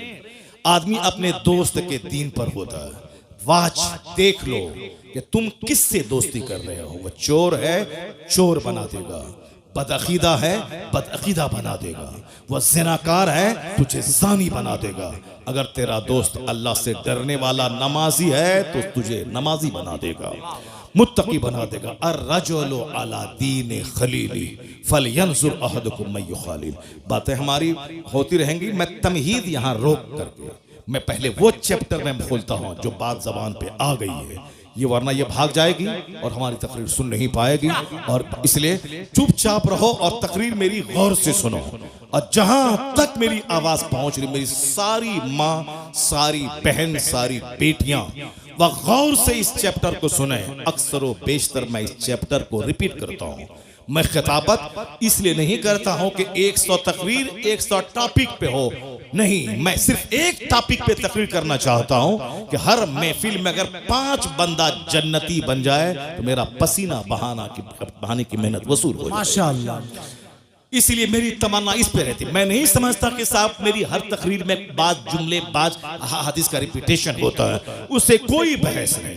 बार बार बोलने से आदमी के दिल में असर होता है, बार बार बोलने से। जब रस्सी कुआं पर बार बार आगे पीछे जाती है तो उस पत्थर में भी निशान पड़ जाता है। इसीलिए मैं बार बार बोलता हूं, जो लोग मुझसे मोहब्बत करते हैं और बार बार मेरी तकरीर सुनेंगे, जरूर शराब की भट्टी से निकलकर मस्जिद की तरफ रुख करके चले जाएंगे, जरूर जाएंगे। बार बार सुने। अपनी कलाकारी दिखाने के लिए खिताब नहीं होता है, बल्कि मुस्तफ़ा के दीन को सिखाने के लिए खिताब होता है, लोगों को मुस्तफ़ा तक पहुंचाने के लिए खिताब होता है। मेरी माँ बहन बेटियां गौर से सुन लेना, तुम्हारे दरवाजे पर आम का पेड़ है, वो आम के पेड़ में 1 लाख तावीज डाल दो। बरेली से, मसूली से, बेलग्राम से, केचौछा से, दिल्ली से, सदरुल फाजिल की खानका से, आप पीलीभीत शरीफ से, जहां जहां की खानका है, सब हर जगह से तावीज लिया हो, डाल दो। और ये सोचो कि इस आम के पेड़ से सेब निकल जाए, नहीं होगा ऐसा। 1 लाख तावीज डाल दोगे, आम का पेड़ सेब नहीं देगा। पता चला कि तावीज से सारा काम नहीं निकलता है। तावीज से काम क्या होता है, सुनो मुझसे।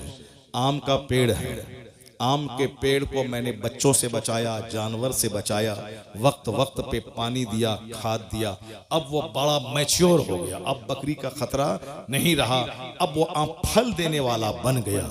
तो अब आम का फल खट्टा ना हो जाए, तुर्श ना हो जाए, सड़ा हुआ ना पैदा हो, हजरत से एक तावीज लिया, डाल दिया कि सेब नहीं, आम ही फले मगर मीठा फल जाए, आम ही फले मगर मीठा आम फल जाए। चूंकि ये नेचर के मुताबिक है कि दरख्त लगाया है आम का और उसमें सारी मैंने मेहनतें की हैं, बस तावीज का थोड़ा सा असर हो जाए कि अच्छा आम उससे पैदा हो जाए। ये है तावीज का असर। ऐसा नहीं है कि आम के पेड़ से लीची निकल जाए, तावीज से आम के पेड़ से सेब निकल जाए, नहीं होता है। जैसा दरख्त वैसा फल, जैसी जमीन वैसी फसल, और जैसी माँ वैसी औलाद, जैसा बाप जैसा बीज वैसा बच्चा। इसलिए माँ बाप के औलाद अगर नाफरमान हो गई तो वह समझ लें कि 100% हमारा कसूर है। अगर माँ बाप को सताने वाले बच्चे पैदा हो गए तो वह दूसरों के सर पे मत बढ़े कि तुम्हारी वजह से ऐसा हो गया। वह तो कमजोर लोग होते हैं जो अपनी गलती नहीं मानते, वह दूसरों के सर पे मढ़ देते हैं। जैसे बच्चा कमजोरों की जमात है, ये कभी एक्सेप्ट नहीं करेगा हमसे गलती हो गई, ये हमेशा अपने साथी को बोलेगा इस बच्चे ने ऐसा किया है, तुमने यहाँ पत्थर फेंका, नहीं मैंने नहीं फेंका, इसने फेंका है। ये बच्चों का नेचर है, चूंकि कमजोर है। औरतों का भी नेचर वही है कि वो अगर बीमार पड़ जाए तो वो बोलती है कि शौहर तुम्हारी वजह से मैं बीमार पड़ी हूँ। उसको नज़ला जुकाम भी हो जाए तो वो हमसे कहती है तुम्हारी वजह से नज़ला हुआ, वो तुम्हारी वजह से नज़ला हुआ। उस यानी वो सारा अपना कसूर मानते ही नहीं, वो सारा कसूर शौहर का है। तुम ऐसा खाना क्यों बना, तुम्हारी वजह से हुआ। ये ऐसा काम क्यों खराब हो गया, तुम्हारी वजह से हो गया। अब ये शौहर बेचारा चौड़ा सीना लेके रहता है, चलो इसमें सब समा जाए, तुम्हारी जिद समा जाए, तुम्हारी तकरार समा जाए, सब समा जाए। इसीलिए इसमें सब समा जाता है, सारा काम घर का बना रहता है और घर से बाहर बात नहीं फैलती है। वरना अगर घर से बाहर बात जाने को रहे, शौहर का दिल अगर बड़ा ना रहे तो रोजाना लड़ाई झगड़े की आवाज घर से बाहर जाएगी, साहब मार धाड़ की आवाज घर से बाहर निकलेगी। वो तो शौहर का दिल अल्लाह ने इतना बड़ा बनाया है कि जैसे कोई गंगा नदी हो, उसमें मुरादाबाद का सारा कचरा समा जाता है, उसी तरह इसमें सब समा जाता है। उसकी जीद, उसके तकरार, उसकी लड़ाई, उसका झगड़ा सब समा जाता है इसमें। इतना चौड़ा है, वरना डेली लड़ाई हो और डेली झगड़ा हो और सारे समाज के लोग दीवार में कान लगा के लड़ाई की आवाज सुने, नहीं होता है ऐसा। वो नाकिसुल अक्ल है, उसके पास अक्ल कम है, मगर अल्लाह ने मर्द को ताकतवर बनाया है। और हुजूर ने कहा है कि ये टेढ़ी पसली से पैदा हुई है, इसको सीधा करने की कोशिश मत करना। सीधा करना चाहोगे तो टूट जाएगी, और टूटना तलाक है, समाज बर्बाद हो जाएगा।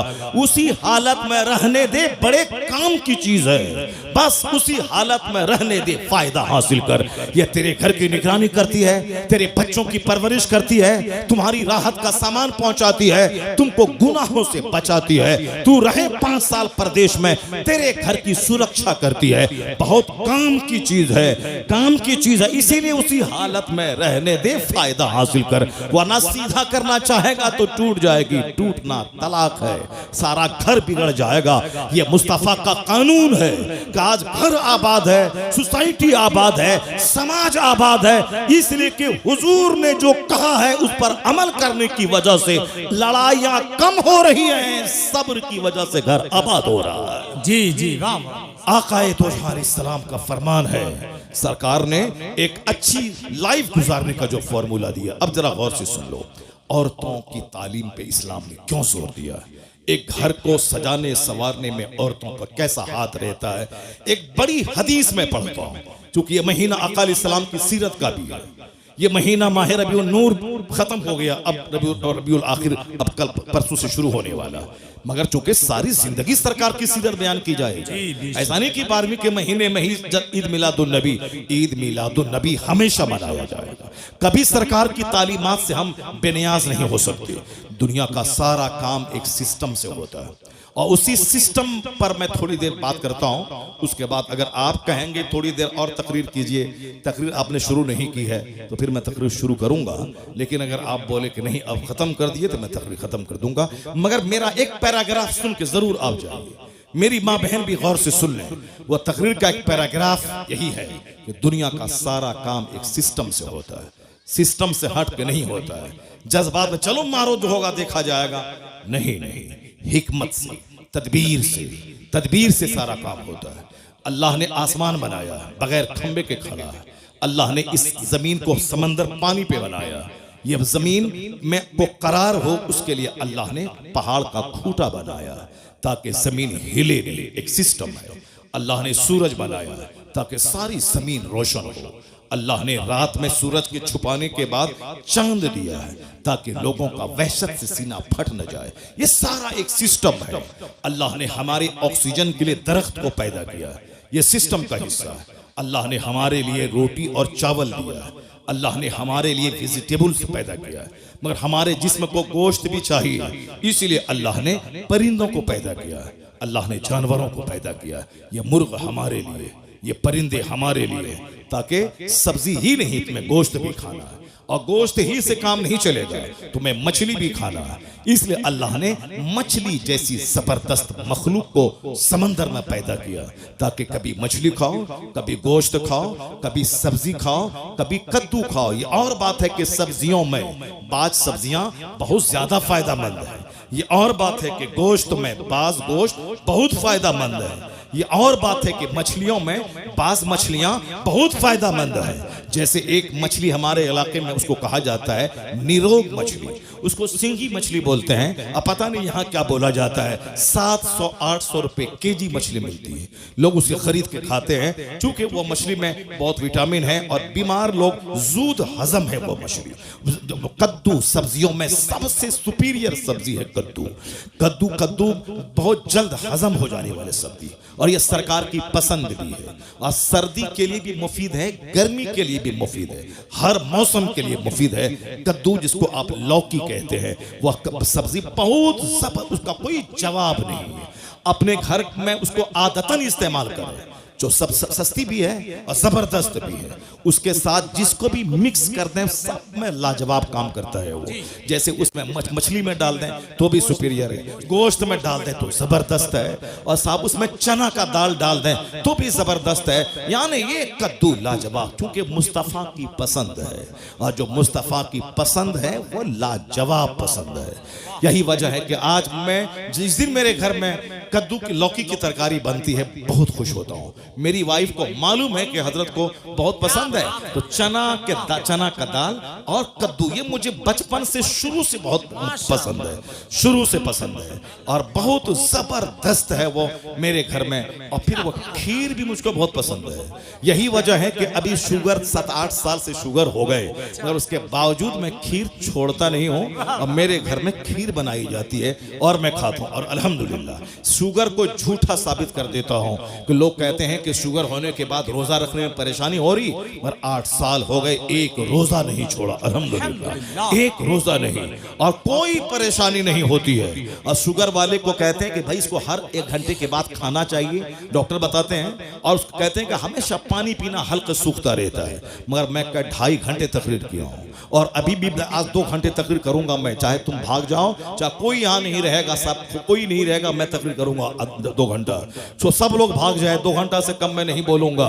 डेली बोलता हूँ 2 घंटे 2.5 घंटे, मगर जरा बराबर कोई बता दे कि साहब मैं 1 गिलास पानी पिया हूँ, कोई बता दे कि कल मैंने पानी मांगा था। नहीं, वो डॉक्टर झूठ बोलता है कि शुगर वाला हर घंटे पे पानी पीना है, हर घंटे खाना खाना है। नहीं, जो झूठ बोलेगा वो प्यास लगेगी उसको, मगर जो कुरान बोलेगा, जो हदीस बोलेगा, वो बोलता चला जाएगा, रूहानी ताकत मिलती चली जाएगी। मैंने देखा ये आदित्य जोगी ना ये भाषण देता है, पानी पीते हैं, और साहब वो प्रधानमंत्री मोदी जी 15 अगस्त 26 जनवरी को भाषण देते हैं, वो पानी पीते हैं। राहुल गांधी भी पानी पीता है, हमारा बिहार का तेजस्वी यादव वो भी पानी पीता है, आपके उत्तर प्रदेश का अखिलेश यादव वो भी पानी पीता है, मायावती को तो हमने पानी पीते हुए देखा है। जहां आज से 25 साल पहले एक मस्जिद में मैं रहता था, मैं बोला मायावती आई है, मैं गया चलो देखें क्या भाषण देती है। काशीराम जिंदा थे, वो थे, मायावती आई थी। अब आहिस्ते आहिस्ते बस देख देख के पढ़ना है, उसके बाद देखना है, ऐसे और ऐसे देखना पढ़ना है और पानी पीना है। तुमने कभी हमको देखा देख करके तकरीर करते हुए? 5 घंटे 3 घंटे 4 घंटे 2 घंटे न देख के बोलना है, बिन देखे बोलना है। बिन देखे बोलने में दिमाग चलता है, इसके बाद क्या बोलें, इसके बाद क्या बोलें, इसके बाद क्या बोलें, दिमाग चलता है। दिमाग चलने में आदमी थक जाता है, लेकिन देखने में एनर्जी लॉस नहीं होती है। ना देखा जाता है, बिन देखे बोला जाता है, उसके बावजूद 1 गिलास पानी पीने की नौबत नहीं आती है। बात वही है, जो दुनिया बोलेगा उसे प्यास लगेगी, और जो उकबा बोलेगा, जो कुरान बोलेगा, जो हदीस बोलेगा, रूहानी ताकत मिलती चली जाएगी। अगर यकीन नहीं आए तो तुम भी तिलावत करके देखो, तुम भी नमाज पढ़ के देखो, तुम भी दिन की बातें बोल के देखो। 2 घंटे तक तिलावत करते रहोगे, नहीं लगेगी प्यास, क्योंकि तवज्जो उस तरफ रहेगी तो तुम्हारी प्यास की तरफ से तवज्जो हटती चली जाएगी। मैं पहले सुनता था, मगर 8 साल से मुझको तजर्बा हो रहा है। मैं जब शुगर का अटैक हुआ, मैं बड़ा घबराया कि अब 2 घंटे तकरीर कैसे होगी, 3 घंटे तकरीर कैसे होगी, 4 घंटे तकरीर कैसे होगी, खड़े खड़े 2.5-3 घंटे में बोलता हूं, कैसे तकरीर होगी। लेकिन जब मैं बोलने लगा पता चला नहीं, वह दुनियादार वाली बोली होगी तब थकेगा, वरना कुरान हदीस बोलो, बोलते चले जाओ, शुगर पानी पानी हो जाता है, रूहानी ताकत मिलती चली जाती है। सजदे से ताकत मिलती है, तिलावत से ताकत मिलती है। डॉक्टर लेविल पाविल ने कभी कहा था, the Quran word to word is the resource of energy. Quran हर्फ बहर्फ ताकत हासिल करने का जरिया है। जो रीडर और लिसनर, पढ़ने वाले सुनने वाले, दोनों को वह खजाना मुंतकिल करता रहता है। आप गौर से अपना आधा घंटा का टाइम देंगे मुझको। देखिए भाई साहब, देखिए हमको तो प्यास लगनी चाहिए, हमको पेशाब लगना चाहिए, मगर यार तुम लोग जवान आदमी हो और अरबी पेशाब तुमको लगे, ला हौल वला कुव्वता इल्ला बिल्लाह। इस गुटखा बीड़ी सिगरेट सब छोड़ दो, अल्हम्दुलिल्लाह पेशाब भी कम लगेगा, लीवर भी मजबूत रहेगा, और उसके बाद मसाना भी मजबूत रहेगा, और 70 साल की उम्र तक जवान रहोगे अल्हम्दुलिल्लाह। जवान 70 साल की उम्र तक जवान रहोगे। इसलिए फालतू चीजें छोड़ दो, जितनी भी अननेसेसरी चीजें हैं सारी चीजें छोड़ दो, और कंपलसरी चीज है उसको लो। इबादत से ताकत हासिल करो, तिलावत से ताकत हासिल करो। अब आधा घंटे का आपके पास से मैं टाइम दे रहा हूँ, उसके बाद फिर मैं अपनी मर्जी से तकरीर करूंगा। आधा घंटा आपका टाइम चाहिए। इजाजत है आप लोगों की तरफ से? इजाजत है? जरा हाथ उठा के बोलें ला इलाहा इल्लल्लाह, और जोर से बोलें सुभान अल्लाह। अस्सलातु वस्सलामु अलैका या रसूल अल्लाह, अस्सलातु वस्सलामु अलैका या हबीब अल्लाह। बात छिड़ गई है, चूंकि हमारी माँ बहन बैठी हुई है, ये और हमारे नौजवान बच्चे बैठे हुए हैं, इसलिए और ये जरूरी पैराग्राफ है जो आपके सामने मैं बयान कर रहा हूं, इसको आप गौर से सुनेंगे कि दुनिया का सारा काम सिस्टम से होता है। ऐसा नहीं होता है कि मैं चलूं पूरब काबा पहुंच जाऊं, नहीं नहीं, रोजाना सूरज का उगना, रोजाना सूरज का डूबना, हर काम सिस्टम से होता है। अल्लाह चाहे तो 3 महीने में बच्चा पैदा हो जाए, अल्लाह चाहे तो 3 दिन में बच्चा पैदा हो जाए, अल्लाह चाहे तो 1 दिन में बच्चा पैदा हो और खड़ा हो जाए। जैसे बकरी का बच्चा अभी पैदा होता है, पैदा होने के फौरन ही वो चलने लगता है, खड़ा हो जाता है। ये जानवर है, पैदा हुआ और थोड़ी देर के बाद 1-2 घंटे के बाद वो चलने लगता है। तो इंसान अशरफुल मखलूकात है, मगर ये चलता कब है? ये चलता है 9 महीने, 10 महीने, 1 साल के बाद चलता है। जानवर 1 घंटे के बाद चलने लगा, ये इंसान को भी अल्लाह चाहता तो 1 घंटे के बाद चला देता। नहीं, जानवर चूंकि वो जानवर है, जानवर का प्लान छोटा है, जानवर हमारी खिदमत के लिए पैदा हुआ है, वो हमारे लिए पैदा हुआ है, हमारे लिए है। मेरी सवारी का काम आएगा जानवर, वो हमारे खाने के काम आएगा वो जानवर, वो हमारे दूध के काम आएगा वो जानवर, ये हमारे लिए है। और इंसान बड़ा काम करने के लिए पैदा हुआ है, दुनिया को अदल से भरने के लिए, मजलूमों को हक दिलाने के लिए, पढ़ लिख कर समाज में रोशनी फैलाने के लिए, अपने रब्बे करीम की इबादत के लिए, मानवता की सेवा के लिए, गरीबों में अदल करने के लिए, गरीबों को हक दिलाने के लिए, जालिमों का टेना तोड़ने के लिए। जब इतना बड़ा काम है इंसान का, तो अचानक नहीं, ये ग्रेजुअली, धीरे धीरे, या धीरे धीरे बोलेगा, धीरे धीरे चलेगा और धीरे धीरे परवान चढ़ेगा। क्योंकि इसको ताकतवर हो जहाज उड़ाना है, इसको पनडुब्बी बनकर समंदर में गोता लगाना है, इसको खलाओं में 6-6 महीने रहकर यूनिवर्स की सीक्रेट का पता लगाना है। इसलिए इसकी पैदाइश 9 महीने के बाद, 2 महीने के बाद नहीं, 9 महीने माँ के पेट में रहना है, 2 साल तक माँ का दूध पीना है और 5-10 साल तक ये माँ बाप की निगाहों में रहना है। 15-16 साल के बाद मैच्योर होना है। अब उसके बाद जब जवान हुआ, इसे इबादत भी करनी है और इसे समाज की खिदमत भी करनी है। इसके कंधे पे घर का बोझ है, माँ बाप की खिदमत का बोझ है, इसके कंधे पर बीवी की परवरिश का बोझ है, इसके कंधे पे औलाद की परवरिश का बोझ है, समाज का बोझ है, मुल्क और मिल्लत का बोझ है। इतना बड़ा बोझ लेके आदमी, जो कमजोर पौधा होगा वो चलेगा, टूट जाएगा। इसलिए 9 महीना माँ के पेट में रहो, 2 साल तक माँ का दूध पियो, उसके बाद 18 साल में मैच्योर हो जाओ, अब तुम दुनिया का काम करो। यानी कुदरत का सारा काम हिकमतों से भरा है। काम जब बड़ा होगा, उसकी हड्डी भी मजबूत होगी, उसकी ताकत भी मजबूत होनी चाहिए। इसलिए अल्लाह 9 महीने माँ के पेट में रखता है। अब जरा गौर से सुनिए, अल्लाह रब्बुल इज्जत के इसी सिस्टम का हिस्सा है कि जो दुनिया में सबसे बड़ा काम करने के लिए आया है, उसकी ताकत भी सबसे बड़ी होगी, उसका खानदान भी सबसे बड़ा होगा, उसकी माँ भी सबसे बड़ी होगी, उसका दादा भी सबसे बड़ा होगा, उसका नाना भी सबसे बड़ा होगा।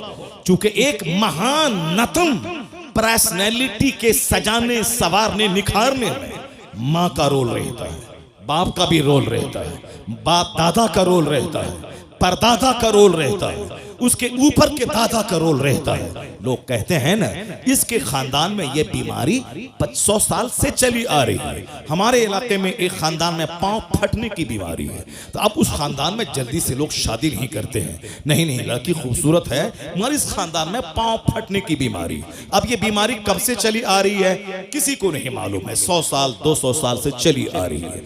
तो 200 साल पहले से जो बीमारी चली आ रही है, उसके खानदान के आने वाली नस्लों को भी वो थोड़ा सा समाज में ऐबदार बना देती है। और फिर कुछ खानदान के लोग बड़े हष्ट पुष्ट मोटे ताजे होते हैं और कहते हैं कि इनका दादा पहलवान था, इनका परदादा पहलवान था, इनका नाना पहलवान था। क्योंकि नाना का ब्लड मेरी माँ में शामिल है और दादा का ब्लड मेरे बाप में शामिल है, इसीलिए दादी हाल के एतबार से और नानी हाल के एतबार से भी जो बहुत बड़ी पर्सनैलिटी है, उसका मजबूत होना जरूरी है। दादा की तरफ से भी लाजवाब और नाना की तरफ से भी लाजवाब। ऐसा नहीं कि रास्ता चलते किसी लड़की को मुंह देखा, मुंह अच्छा लगा, शादी कर लिया और चले आए, बाद में पता चला कि साहब इनकी औलाद जो भी है वो जैसी की तैसी औलाद है।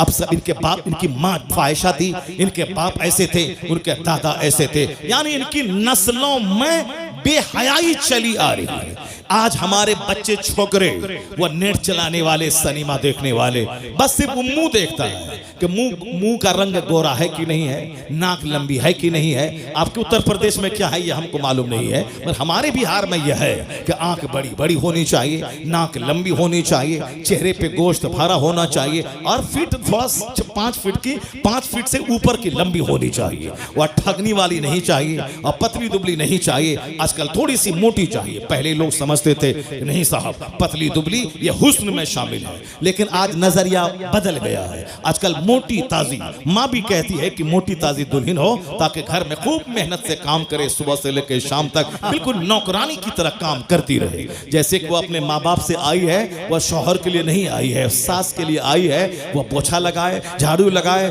कपड़ा धोए, सास का पांव दबाए, घर के सारे लोगों की नौकरानी बनकर खिदमत करती रहे। ऐसा नहीं है कि अब वो नौकरानी समझ के वो रखती है। जरा सी कमी हुई लड़ाई शुरू हो गई। शौहर पे लाजिम है वो खिदमत अपनी माँ की करे, क्योंकि माँ तुम्हारी माँ है, तुम्हारी बीवी की माँ नहीं है। वो तुम्हारी माँ के पाँव के नीचे तेरी जन्नत है, वो तेरी बीवी का जन्नत तेरी माँ के पाँव के नीचे नहीं है। वो खिदमत करे, ये उनका एहसान है, ये उनका एहसान है। वह तेरी खिदमत करेगी, वह तेरी खुशी ढूंढेगी। अगर तेरी माँ के साथ ना रहना चाहे, उसके लिए अलग घर देना होगा, अलग चापाकल देना होगा, अलग वाशरूम देना होगा, ये तुम पर लाजिम है। अगर वो अब तुम्हारी माँ को माँ समझ रही है, सोने पे सुहागा है, तो रास्ता चलती कोई सड़क छाप औरत वो तेरी माँ को की खिदमत नहीं करेगी। जिस तरह आप कॉलेज में पढ़ने लगे, कॉलेज में पढ़ने वाली लड़की से प्यार हो गया, उनको बोले कि तुम देहात में नहीं रहूंगी, मैं शहर चाहिए। अच्छा ठीक है, मैं तुम्हारे लिए मैं शहर आ जाऊंगा। अब वो शहर बिहार नहीं, उत्तर प्रदेश की राजधानी लखनऊ को गोमती नगर चाहिए। चलो गोमती नगर में हम बिल्डिंग खरीद लेंगे, यानी माँ छोड़ देंगे, बाप छोड़ देंगे। रास्ता चलती औरत का चेहरा देखा, माँ बाप सब छोड़ दिया। लेकिन अगर दीन तुम्हारे पास रहेगा, अगर वो लड़की बोले कि माँ बाप समाज छोड़ दे, तुम क्या बोलोगे? तेरी तरह अगर लड़की हो तो तुम 5-4 शादी मैं कर सकता हूं, शरीयत इजाजत दिया है। तू भागे या तुझको मैं छोड़ दूं, 4 शादी एट ए टाइम। लेकिन एक माँ अगर हमसे नाराज हो गई तो दुनिया के अरबों लोगों की भीड़ में दूसरी माँ नहीं मिल पाएगी। एक बाप अगर नाराज हुआ, दूसरा बाप नहीं मिल पाएगा, क्योंकि माँ एक ही होती है और बाप एक ही होता है। बीवी तो 4 हो सकती है, और तलाक दिया तो तलाक देते जाओ, शादी करते जाओ। अगर वह मर गई तो शौहर खुशी मनाता है, चलो झमेले से नजात मिली, अब दूसरी बीवी आएगी। तो मरने के बाद बीवी हो सकती है, मगर माँ एक मर गई तो दूसरी माँ नहीं हो सकती है। बाप अगर मर गया तो दूसरा बाप कभी नहीं हो सकता। इसलिए माँ न छूटे, बाप न छूटे, बीवी छूटे मगर माँ न छूटे, बाप न छूटे। बीवी का चेहरा देखेगा तो हज का सवाब नहीं मिलेगा, मजा मिलेगा, मगर माँ का चेहरा देखेगा तो हज मबरूर का अजर मिलता रहेगा। बाप का चेहरा देखेगा तो हज मबरूर का अजर मिलेगा। इसलिए सुबह सवेरे माँ के पास जाके 100 बार उसका चेहरा दे, 100 हज का सवाब मिल जाएगा। और ऐसा भी नहीं है कि माँ का चेहरा देखिए, हज कमा के आइए और बीवी को लाठी से मारते रहिए। नहीं, सरकार रहमत है माँ के लिए भी, सरकार रहमत है बीवी के लिए भी। हुजूर ने जहां कहा बीवी का चेहरा देखो तो हज का सवाब मिलेगा, वहीं हुजूर ने यह भी कहा बीवी के मुंह में लुकमा डालो तो हर लुकमे के बदले में सवाब मिलेगा। सुभान अल्लाह, क्या बात। अब यहाँ अध कपारी लोग होते हैं, आधा दिमाग होता है।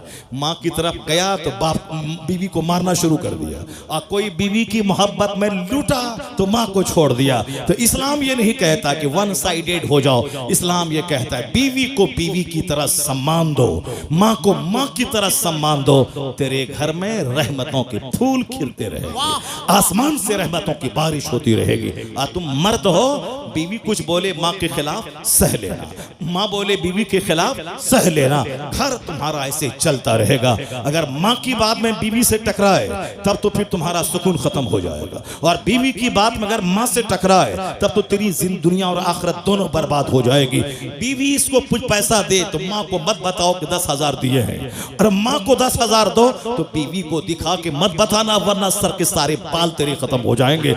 इसलिए उनको मत बताना कि मैंने माँ को को 10,000 दिया है, माँ को 10,000 दिया है, बीवी को खबर ना मिले, और बीवी को 10,000 दिया है, माँ को खबर ना हो। एक कामयाब आदमी की तरह मुस्कुराते रहना, घर में माँ का भी प्यार मिलेगा, बीवी का भी प्यार मिलेगा, सुन्नत पे अमल होगा, घर मिसले जन्नत के बन जाएगा। मुस्तफा पर बस इस चैप्टर को गौर से सुन लीजिए। बात से बात पैदा होती है, दूसरी बात निकल जाती है, मगर हमारा चैप्टर वही है कि बहुत बड़ा काम करने के लिए सिर्फ चेहरा नहीं देखना है, बल्कि कैरेक्टर देखना है, किरदार देखना है, आदत व अतवार देखना है, और हड्डी देखनी है, ब्लड देखना है, माँ को देखना है, उसकी दादी को देखना है। और आज कहाँ देखा जाता है, मगर जो दुनिया का सबसे महान नस्ल इंसान है, जो दुनिया का सबसे अजीम तरीन शख्सियत है दुनिया की, उसका नाम है मोहम्मद अरबी सल्लल्लाहु अलैहि वसल्लम। I can not find any other man in history like Muhammad. मैं पूरे मानव इतिहास में मुस्तफा का जवाब नहीं पाता। यूरोप का दानिश्वर कहता है, he is the only man in history who was supremely successful on both levels, religious and secular. इंसाफ, सियासत और मजहब दोनों सतह पर इस रुए जमीन की सबसे लाजवाब शख्सियत का नाम मोहम्मद अरबी अलैहिस्सलाम है। हिंदुस्तान का एक गैर मुस्लिम डॉक्टर रामकृष्ण राव कहता है, the personality of Muhammad it is most difficult to get into the whole truth of it. यानी मुस्तफा की शख्सियत की तह में उतरना बहुत मुश्किल है। गांधी जी ने कहा था, मैं जब तक मुस्तफा को पढ़ा नहीं था मुझको लग रहा था कि तलवार के बल पे इस्लाम फैला है, लेकिन जब मैंने मुस्तफा को पढ़ा, कुरान का हिंदी अनुवाद पढ़ा, अब मैं कह सकता हूं कि इस्लाम जो तूफान बन के दुनिया में छा गया अरब से निकलकर, ये तलवार के बल पे नहीं, ये अपनी सच्चाई और मुस्तफा की सादगी और अखलाक